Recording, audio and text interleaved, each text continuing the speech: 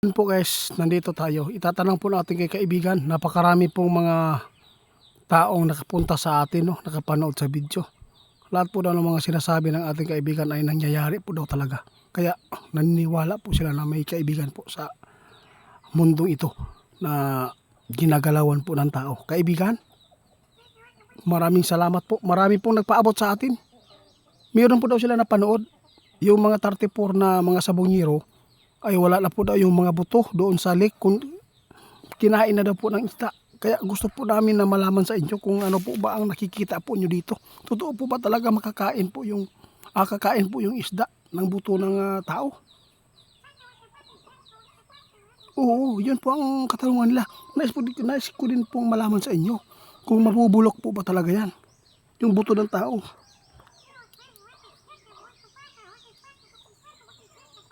Ito po ang sabi ng ating kaibigan, no? Matagal talaga mabulok ang buto ng tao, guys. Aabot pa ng ilang years. Pero nababad po yan sa tubig, kaibigan. Maraming nagpaabot dito na meron sila napanood na video ay kinain na po daw yung mga buto ng mga sabongero. Ito po ang sabi ng ating kaibigan. Hindi po yan nila kinakain. Yun po ang totoo. Nandyan lang po yan. Pero nagkakahiwalay po yan. Kasi gumagalaw po din po yung tubig sa ilalim eh. At saka kung mayroong mga isda dyan na malaki, lalo na pag naglilibor sila, no, may likot po yung isda. No? Tamblingan. No? Yung tawag ka rin, pag tumbling-tumbling. Oo, bawat galaw ng isda, guys, pwede nga matamaan po ang buto sa ilalim dahil sa malakas na impact sa tubig sa ilalim po, dahil sa isda din, kaibigan. Yun po ang nakita nyo. Pero kung hahanapin po, may puruhan pang nandyan pa ang buto ng mga sabongero. Uy, ibig sabihin nito, guys, may pag-asa pa tayo. Lahat po ng mga makapanood dito, pag-share, guys. Huwag lang po mawala ng pag-asa. Kailangan po talaga na i-rescue yung mga buto para makakasama pa ng mga mahal po nila sa buhay. At saka mayroon pong sinabi sa kaibigan, hindi naman po yan basta-basta kinakain ng isda yan. Oo. Ito po yung nakikita ng ating kaibigan dyan. Pwede pong magkakahiwalay po yung mga buto dyan dahil po sa tubig, di ba? Oo, marami pong nakapanood sa iba, kaibigan, na sinasabi nila wala na daw yung buto. Kinain na po daw. Pero meron talagang hindi ba kumpleto dyan, guys, na mga buto. O, hindi po natin alaman, merong malalaking mga isda na pwede po yan na gawing laruan. No, pinaglalaruan. O, di ba? Pag merong isda, yung malalaki, may makikita ka talaga na mga buhangin ay pwedeng hiwalay. Oo, maraming salamat. Ito po yung update po natin ngayon, guys.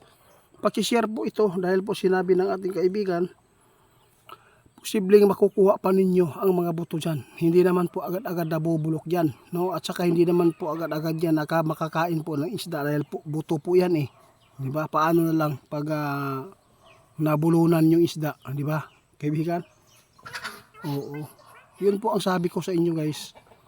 Kapag pagtsagaan lang po na i-rescue yan, meron talaga makukuha sila ng mga ebidensya po doon na mga buto ng mga sabongero. Hindi lang po mga buto ng sabongero po lang dyan, marami pa dahil po krimen po yan eh, kaibigan. Oo, sa lahat po ng makapanood daw, huwag po kayong mag-alala, nandyan pa yung ibang mga buto, kaibigan. Maraming salamat po sa inyo, kaibigan, dahil po ay napakabuti po ninyong duwende, dahil po tumutulong kayo sa mga kinakailangan po na masagot po ng mga kaibigan po nating nasa social media, no? Maraming salamat sa inyong pagtugon lagi, lalo na yung mga request nila ay nasasagot po inyo kaagad, kaibigan. Salamat po, guys. Masakit man po talaga isipin na mayroong mga buto dyan na naghihiwalay na, malayo na yung iba. Dahil po kung mayroong mga isda dyan, sigurado maghihiwalay talaga yung mga buto. Lalo na pag naglilibor ang isda,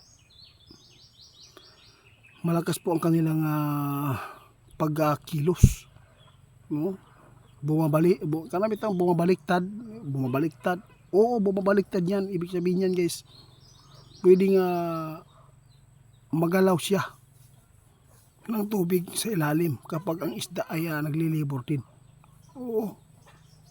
Kaya huwag kayong mawalan daw ng pag-asa. Dapat po talaga daw ma-rescue para po makasama po ng mga kanilang mga magulang, anak, no, asawa, kanilang mga mahal sa buhay. Sana ito po yung update po natin ngayon. Maraming salamat sa inyong pagpaabot dahil meron silang nakikitang video kaya naparito sila sa atin dahil po may nagsabi doon sa video ito na kinakain na po daw, wala na daw yung mga buto ng sawangiro, kinakain na po daw ng isda, kaya nalulungkot yung iba. Kaya ito po ang update kung nandyan pa ba, meron po makikita po dyan.